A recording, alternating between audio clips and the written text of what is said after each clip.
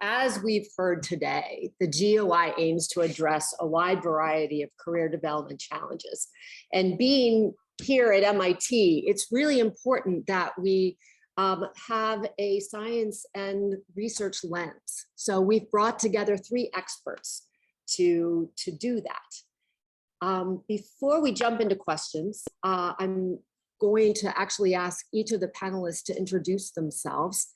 And I'll start real quick. I'm the Senior Director of MIT Horizon, which is a learning platform here at Open Learning, where we help to train workforces at scale on emerging technologies. I'm also the Executive Director of the MIT Center for Collective Intelligence, where we do research on collective intelligence, and a big part of that is the future of work. And we're actually also working with John Horton on a new cool project that we'll probably talk about, but I want to have John, Bill, and Bledi each introduce themselves. And John, why don't you go ahead and start? Sure, thanks, Kathleen. My name is John Horton. I'm a professor in the IT group at MIT Sloan, and I'm an economist by training. I'm primarily a labor economist, but most of my work is focused on online platforms, digitization. I've done some work on the gig economy. Awesome, John. And Bill? I'm Bill Bonvillian. I teach as a lecturer at MIT courses on science and tech policy.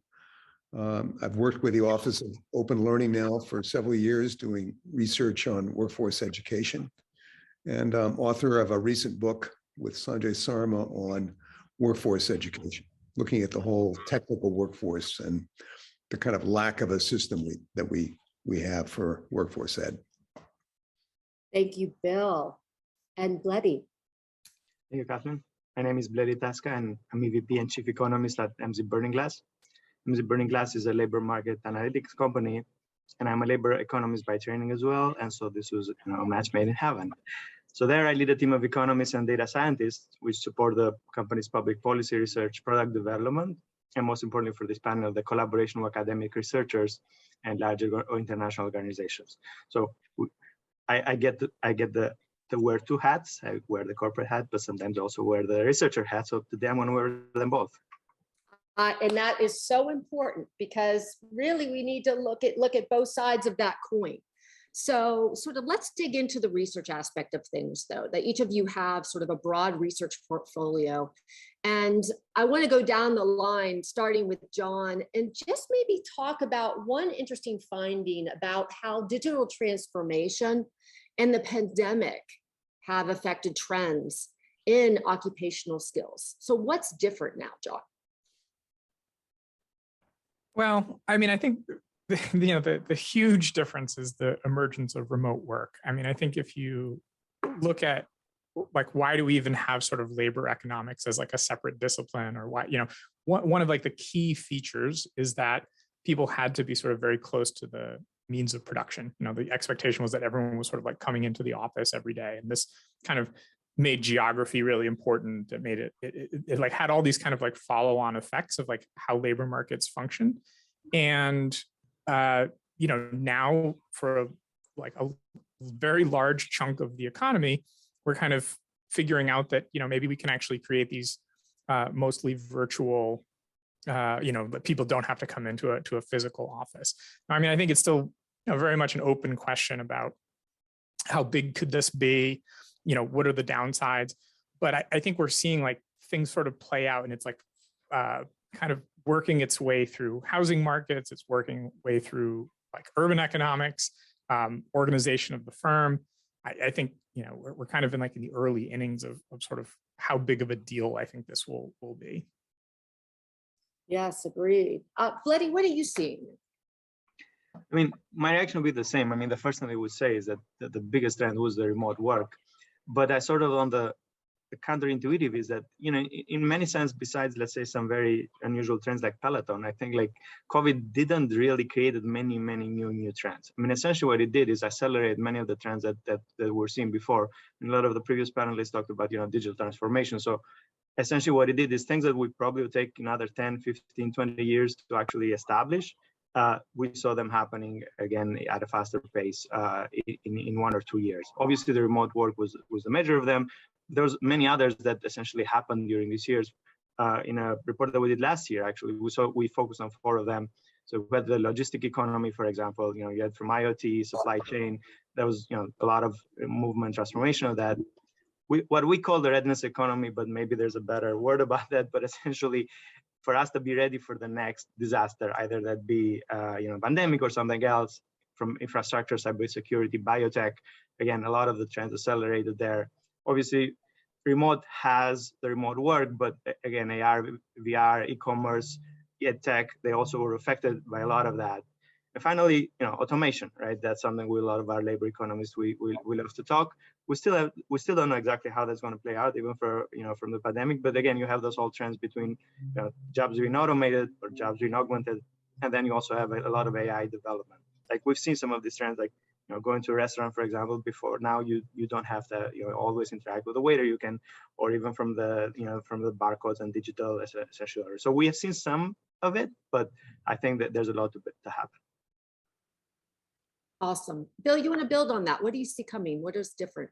Sure. Look, kind of drawing a page from an MIT economist, David Otter, going into the pandemic, we had this growing problem with what he pictures as kind of a barbell. We've got, bells on either side of a bar.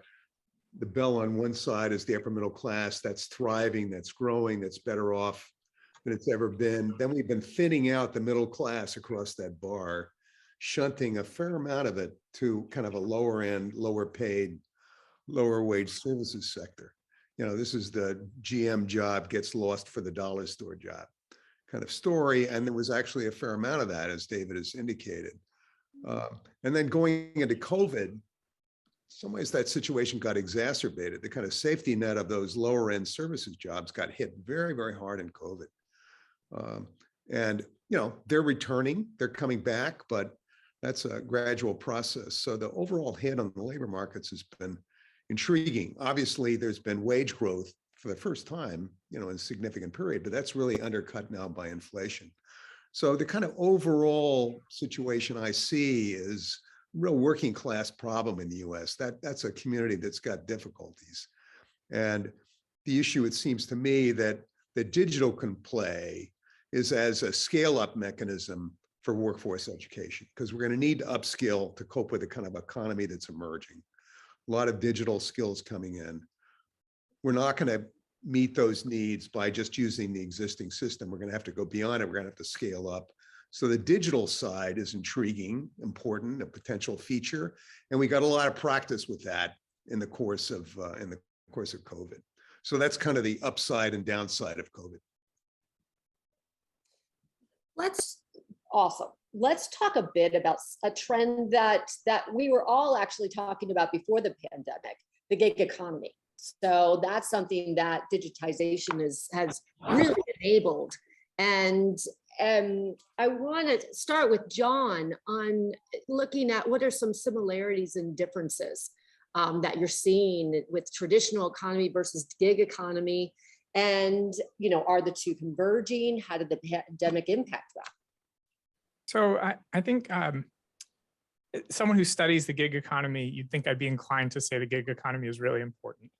And I don't think it is. I think it's like a rounding error in the kind of like, if you look at like the workforce as a total, like it's, I'm interested in it because I think it's academically interesting, because you get to see a lot of things that you don't get to see in conventional labor markets. It can be kind of like a proving ground for interesting ideas. So you can like inject recommender systems into labor markets and help with matching. And maybe it could give you ideas for sort of like the broader future.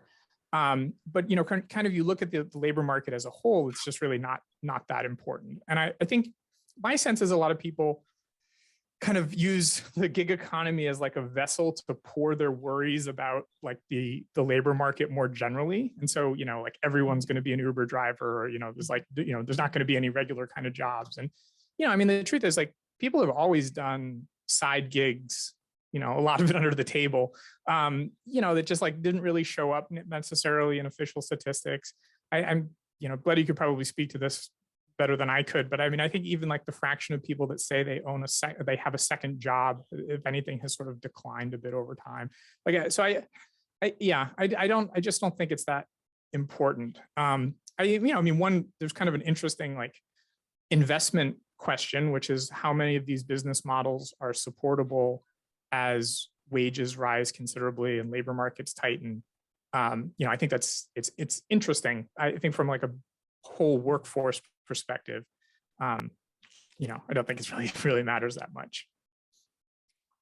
Love to hear that. And I think that's one of the points of our panel is let's cut through the hype. Bledi, thoughts there?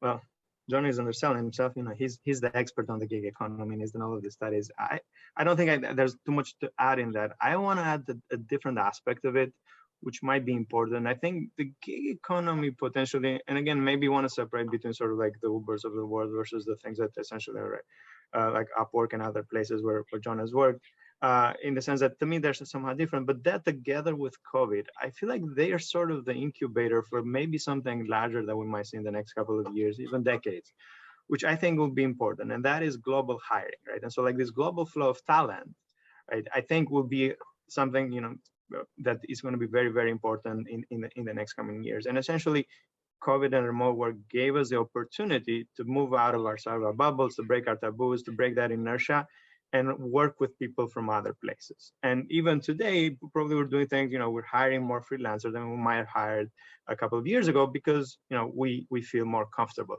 So I see gig work and also, the opportunity that's given with remote work as the trend that is pushing us towards larger talent flows, globally talent flows. I mean, again, these rising wages, labor shortages, I cannot imagine a world where, people in, companies in the US are not going to start hiring software developers in Chile or in other places.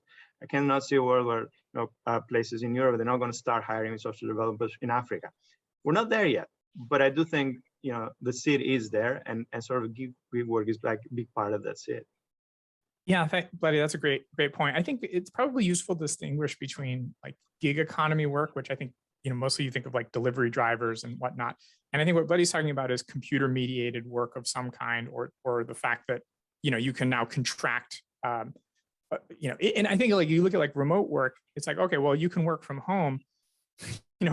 If you're willing to hire someone who's working remotely, like why are you then saying only the US or only wherever? And I think if you look at some of the companies that have seen like sharply increasing valuations, like Deal and Oyster and these like employer of record vendors and people figuring out how to make it easy to hire people all around the world, there's been a huge amount of VC interest in this. And I think it's because exactly what Bledi says, like, why would you restrict yourself? If you're going to have a virtual organization anyway, why would you restrict yourself to just the US? And I think that we will definitely see a lot more of that. And then the tools to support that kind of work are only getting better and better, right? Like remote work works as badly as it does. Like this is the worst it's ever been. Like every future day will be better than this, just because people are constantly making new tools and figuring things out. Awesome. I wonder if, Bill, you've got a comment on that. I think the first time I met you was in Washington when you were really focusing on policy and things. There seems to be sort of a policy thread that we might want to hear here. Yeah, I mean, I think John really hit the hammer on the head here. I mean, gig employment is just a small part of the labor market at this point. But, Bledi's point, which John just built on, I think is an important one, which is, the digital enablement of remote work, I think, is a very interesting phenomenon that potentially opens up the workplace in some positive and potentially negative ways. On the positive side, it allows more people access to employment opportunities, frankly, without having to, exercise geographical moves and the pain and difficulty and wrenching qualities of that. But on the other hand, these are upper middle class jobs, right? And the digital revolution is it's not a big enabler in significant part for large parts of the kind of technical workforce. So there's pluses and minuses on what we're seeing on the digital front. Awesome. Okay, so now that we're digital, let's pick up on a thread that the last panel talked about, which was apprenticeships. And so, thinking about how they've traditionally, I think for forever, been very important part of training. And so how do we do that in a digital realm? And maybe Bill, pick up the ball here, because I know you've thought a bit about this. Like, how do we build new types of apprenticeship programs? Yeah, I mean, I think it's a really important point. We've got a profound barrier in the United States, and other countries do this a lot better, a barrier between the work side and the learning education side. It's just a big gap. They're not well connected. So the transition from the school to the workplace is really problematic. And kids make absolutely critical decisions about their lives at about age 17 or 18. And they don't know what the implications of the different pathways they're choosing. We've kind of got a single pathway situation, right?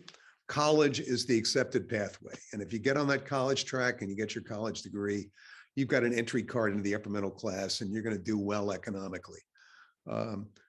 And, in the 70s and 80s, unfortunately, we shut down the majority of our vocational education. But we don't want, frankly, a single pathway. A single pathway just leaves too many people behind. 37% of Americans over age 25 have college degrees. What about the rest, right? And the single pathway doesn't serve them very well. So we really need multiple pathways. And apprenticeships, I think, can be absolutely key. They've got some very positive features. I mean, it's a work and learn combination experience, right? It's going to combine on-the-job experience and pay and income, which is going to be very important to a whole lot of people. But in addition, it's an opportunity to really learn a set of skills, a set of advanced skills that can be really critical to their kind of economic well-being. So this kind of earn and learn combination, I think, is really important to kind of start to embed into our workforce education system. We don't do it now. We're way behind in apprenticeships compared to a number of other developing countries. They're strong in the construction trades, but that's about it. But we really need to bring these into lots of other fields. John, I saw you going on mute. You want to jump on that? Oh, yeah, no, I really agree. I mean, I'm enough of an economist that sometimes I'm like, well, people figure things out, people make choices that are good for them. But I really do think with like picking a career, it's this very consequential choice you have to make fairly young in your life. And, you don't really have a lot to go on. You don't really know what kind of things you might enjoy doing. I once did something that never really made it into a research project, but I was just asking people, here are these BLS occupations. What do they pay? And what do you think the career growth is? And like, people are like, okay at it, but not that great. And a lot of people are kind of mistaken where, I think if you said, what pays more, getting a 4-year degree from a good state college majoring in English or being a journeyman electrician? The answer is probably electrician, but I don't think people would necessarily know that. Like it kind of becomes a shorthand, like, okay, go to college, you'll get more money. I mean, so I think the idea that we could do better at this and that more information would help, or more experiences, or like, I like the apprenticeship idea, like try something out, see if you like this. I think it has a lot of promise. I think there's a lot of reasons why you could see why it doesn't really work that well in just a, purely decentralized, no guidance, people at 18 making decisions, like probably leads to a lot of unhappy careers and people not really kind of getting their full potential. So Bledi, being having your foot in sort of the corporate world as well as the research world, what are you seeing in this space? Well, I mean, I think one of the trends that Bill said is that we are moving away from this sort of higher education degree essentially being the path to everything. That actually it's not as much, not for everything. It really depends on the major, on the quality of the institution.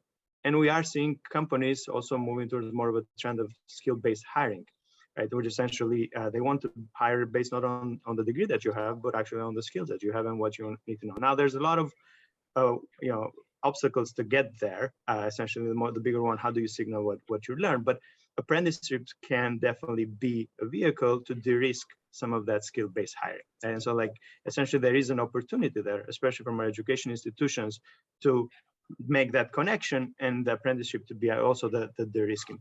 And I think companies want them. I mean, you can see, for example, Amazon announced this very large collaboration with many universities, essentially, I think 1 or 2 months ago, millions of investment to return to that.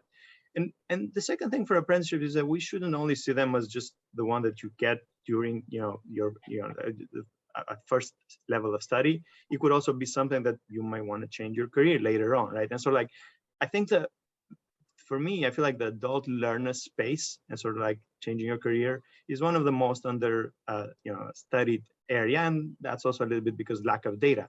But seeing apprenticeship as a second opportunity, potentially like connecting and moving people to a second career, that is also an opportunity. But I think in general, I see more desire to some level from the companies, and the education institutions are less flexible toward moving toward that. And I think there is a large opportunity there. And maybe especially even with some, some of the online training, maybe some of the AR, VR that maybe will happen. But I do think there's a large opportunity for our education institutions there. So one of the things that has, you've probably heard a few times mentioned, is this ACE model. That's one of the things that we've been really working here at MIT, and it's agile continuous education. And apprenticeship and on-the-job training is a big part of that. Traditionally, those types of things have always been on the job. And so, John, I'm wondering if you're seeing some platforms rising or some different trends that sort of apprenticeships can be done effectively digitally. Well, I mean, the areas that I'm most familiar with is IT work, and that's just kind of a function of the companies I've worked with. And I think in IT in particular, there's a very strong like autodidact, like you teach yourself, you go like try some projects out. And in some of these online marketplaces, people will undercut their rates for something while they're learning. Like they'll, like earn while you learn is a real thing. They have to do this because, especially like IT skills, they wax and wane pretty regularly. So some hot new technology is eventually like, that's not what people do anymore. But, they're fundamentally all very similar to each other. And so there's kind of this core, like fundamental things that you just kind of keep reapplying and like, all right, well, how do you do it in this new language or this new paradigm?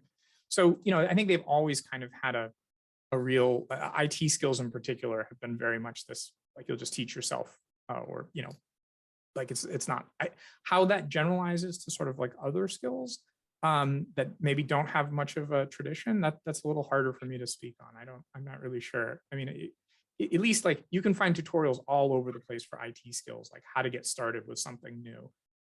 If I wanted to go start some different, like I am interested in steam fitting, I don't think I can go find like a million steam fitting tutorials online and, rig up my own steam system at home. Like it's just not as easy. You probably need more partners with companies and more formal institutions to support that kind of thing. Yeah, one of the areas I think, Bill, you've been looking at is community colleges as an important area that we need to invest more in. Yeah, I mean, they obviously play a significant role now in workforce education, but I think that role is going to become more important. But there's a series of steps, there's a series of reforms they need to move on to and many are well aware of this. It's going to help this kind of overall workforce education system work. I mean, they're going to need to move towards more short courses that are in effect modularized, so they can connect to both community college certificates and degree elements, but that are also stackable to kind of make it much easier for people who are in the workforce, frankly, now to kind of take on the community college task. They're going to need to do more on embedding industry recognized certificates into their academic programs so that a student emerges both with an industry recognized credential as well as, that college element, which we know is important long-term for career building. They're going to have to embrace the new education technologies. I mean, VR, AR, gaming, potentially digital tutors, those are all powerful new tools. The community colleges are going to have to move towards more blended systems if they're going to scale up to meet the workforce need. And community colleges need to reach not just community college students, they need to reach incumbent workers, and they need to reach high school students, right? So they need to run a kind of a trifecta of their outreach, not just the historic community college base. Apprenticeships is something community colleges can play a really important kind of organizing role for to help small employers. They've got to turn their completion rates around. Many schools, it's like 30%. The whole workforce education situation gets a lot better if we move that up to something resembling 60%, right? A lot of things start to change. So there's a lot of things that community colleges can really help with. They're in a very critical niche. They're a critical institution, frankly, in workforce education. We're lucky we've got them. But there's a lot of changes that are going to have to take place there too to really optimize that model. Brilliant. I noticed in the chat, someone said to look at the model in Ireland on apprenticeships. And so I think that leads me to sort of a next area of conversation, and Bledi, maybe starting with you, is thinking about what are things that you're seeing beyond the US? Like what are the differences between the labor markets in the world, and where are you seeing some interesting work being done? Well, I mean, I think that's a very big question in many ways, because there are many aspects of the world. Make it your own. Go where you want. Because the world is very large, and even within segments of the world, you have significant differences. Like if you go and speak about Europe, you cannot speak about Europe in general, because UK is different, and it's probably closer to US potentially. And then between Northern Europe and Southern Europe, you have significant differences. Again, if you think of the big economies, I mean, the thing is that in Sweden, in Germany, you have the sort of the traditional where the education and employers and employees, they essentially that you have a greater connection, and that's why, for example, you don't see such a large fears of automation, because again, one of the main forces there is to actually making sure that you are training employees. But if you go in other places, like Italy and Spain and Greece, they are all suffering with very high levels of unemployment. Digital transformation might not be happening as fast as potentially you might want it to happen. And similarly, again, Asia is very, very, very large. If you talk about Singapore, is very different than if you talk about other places. Singapore, for example, is one of the leading examples in upskilling and reskilling its employees essentially, and they try to actively engage in that. But a lot of countries in Southeast Asia are trying to follow at least the lead of Singapore. But Singapore is very significantly smaller, very, very unique. But it is working as an example for a lot of other. We have talked with governments from Indonesia, Malaysia, and other places that essentially are trying to understand from example of other countries in terms of like digital transformation, understanding what are the skills that are in demand, and sort of like aligning their education systems a lot closer. So I would say again, the world is very large, and depending on what part of sort of like labor market aspect on this goes, there are a million other differences potentially happening from the informal sector and etc. that might be happening. Great. Bill, John, any comments on sort of global trends or markets where you're seeing things being done in interesting ways that we should emulate here in the US?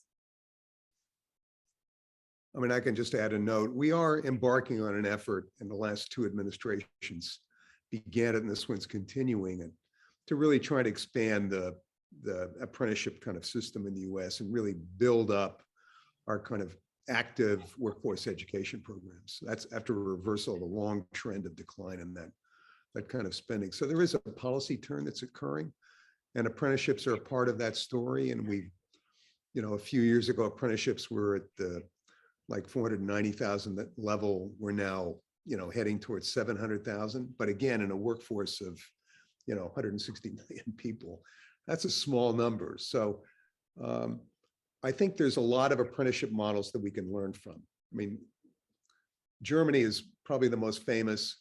It's got a different workforce system than we do. Kids make decisions very early in their lives about what their careers are. There's not a lot of second chance opportunities. This is America. We're going to want to build a second chance set of opportunities. People can change their minds, do different things.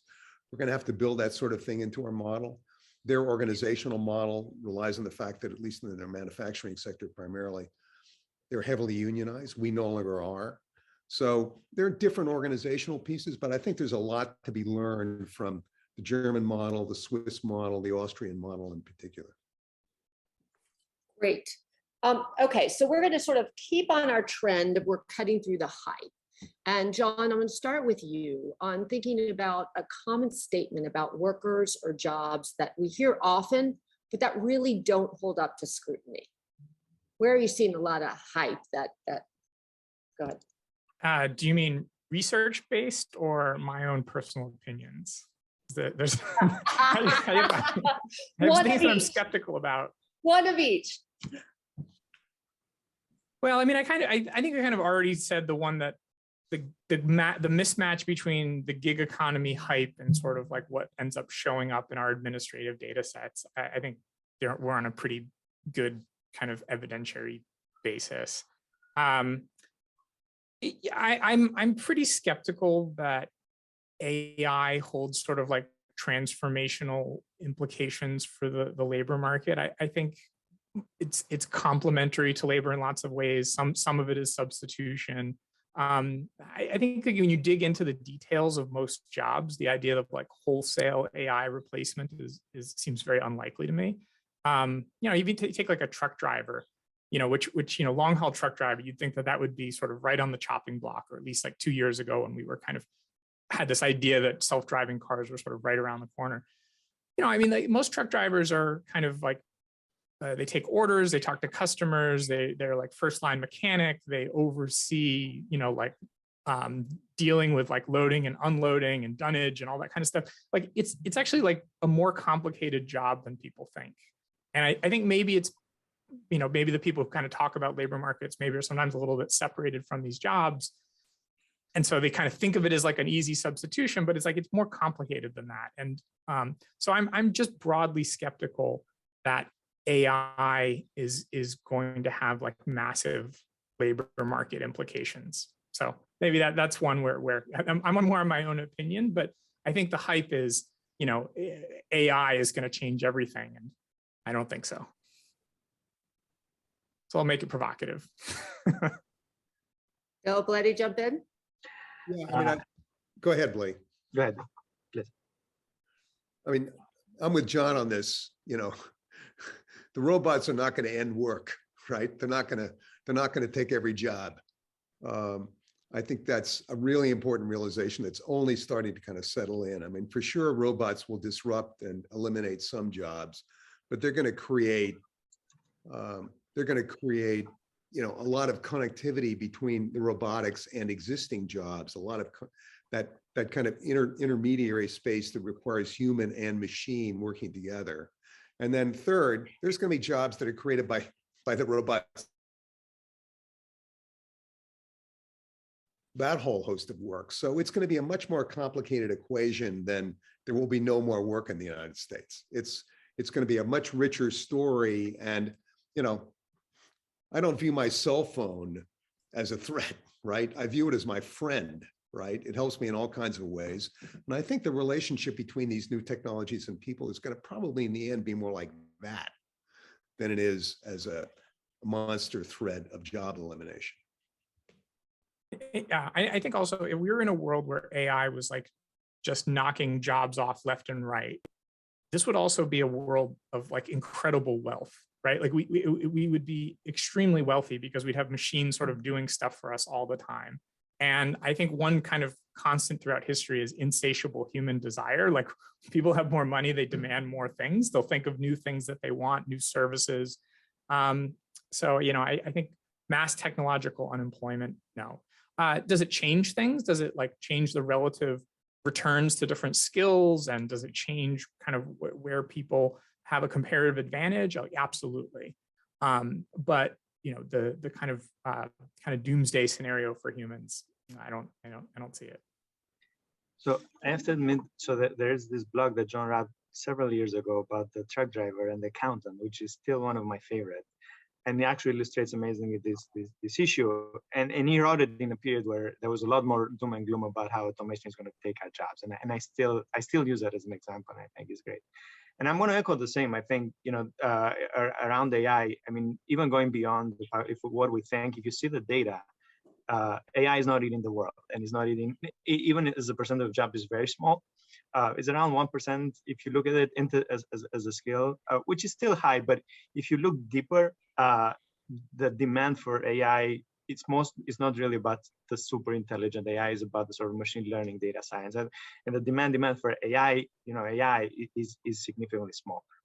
Right. So even if you look at the data today, like the demand for AI is not that large compared to the 160 and 70 million of employees that we have. So that is one. But I think there's another thing which, again, is not discussed too much in the economic literature, which is that today we don't have as many super intelligent systems as we think we do.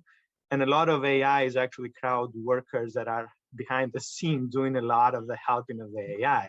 And I feel like it's just kind of either we don't talk about it, but it's in the community of CS, they mostly talk about these things. And I'm very surprised the fact that we don't mention as much.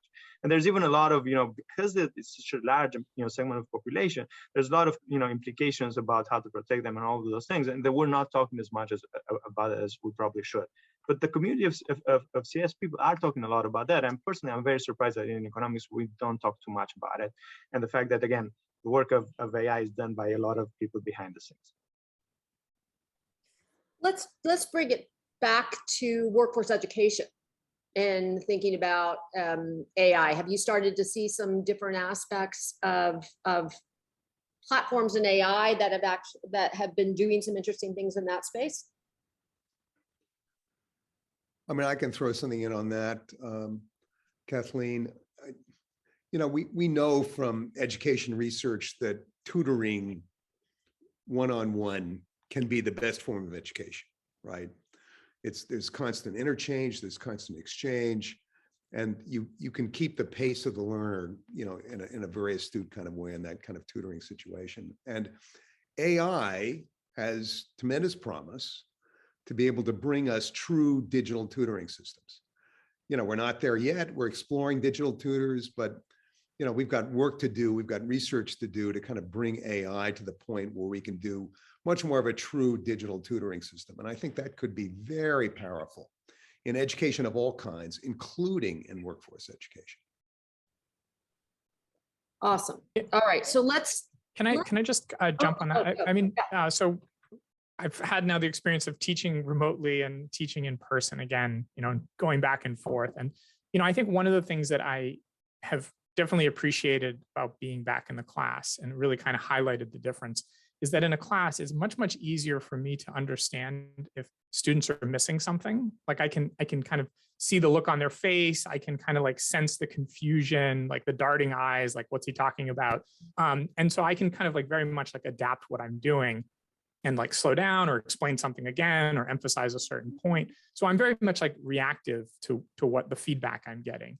And so like in the best case to comment with like what Bill is saying, you could imagine AI or something that basically is reacting like to like, all right, I see that you don't understand this and I'm going to kind of smartly kind of maybe figure out you're missing this and I'm going to teach you this other piece. And so, I think that has promise. I mean, the idea that you're just going to take online lectures and turn them into YouTube videos, yeah, sure, you can watch them, but it kind of, being back in the class kind of highlighted again the advantages of this personalized this instruction where you can really react to what people are showing you. And it's just right now it's easier in real life, but you could imagine replicating that. So I think that's exciting if that's possible, if you could really scale it up and make these kind of modules that are more reactive. That would be exciting. But I'm sure people have been looking at this and studying this, but to me, this seems exciting. Another area that essentially there's a lot of promise there, but again, there's a balance between private information is sort of thinking about the student journey, and having when something might go wrong to be able to nudge students towards sort of the right direction. Either they're falling under the curve, or you may feeling like that there's some problem going on, but essentially sort of having enough data and being able to this is sort of an anomaly detection. And essentially, again, it's not about telling them that this is the right or the wrong, but essentially nudging them or figuring out that potentially something may happen. And that can be very important even from a student health perspective, to also making sure that students are keeping up with their classes and with their assignments and all of those things. But again, being able to use data and sort of identifying when there might be anomalies and nudging students, I think that could be very, very important. Yeah, I mean, one of the things I think you get from teaching the same material multiple times is people will consistently misunderstand something in predictable ways, and then you can kind of be like, oh, you're confused about this point, which I recognize, and then I can fix it. And AI ML is good at that kind of pattern matching. Like, all right, you're wrong in this way that we understand, and we can try to remedy it. It's not all just random misunderstandings. People tend to misunderstand things in kind of predictable ways. Kathleen, you're fluent with this from all your MIT online learning experience, but when we all went digital to teach during COVID, the plus was we learned a new medium, right? But we did exactly the wrong thing, right?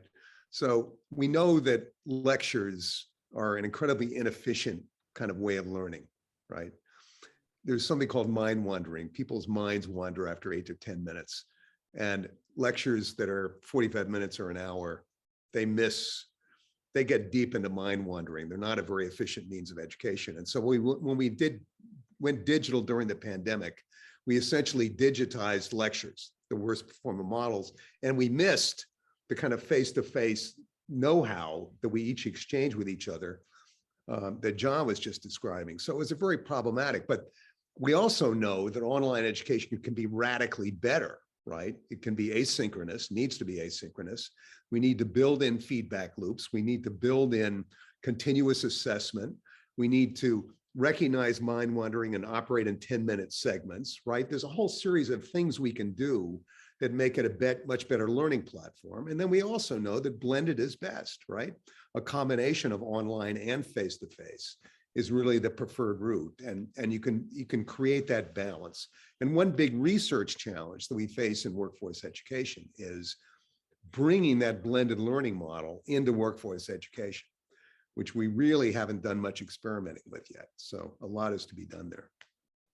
I completely agree. The research project that I'm working on that's so exciting is we're working with the DoD on doing research in the Air Force on research on how do you actually train at scale, like true scale in the millions and millions, and exactly that, doing it in micro modules, looking at different learning pathways for different learning archetypes, injecting in the science of learning, different aspects of things. And so we're doing lots of studies on that has been really interesting. And one of the things is exactly that, blended. How do you do asynchronous, synchronous, digital, and in person, and figuring out how to do that type of thing at scale. So it's an exciting space. And I think that leads me to my last question.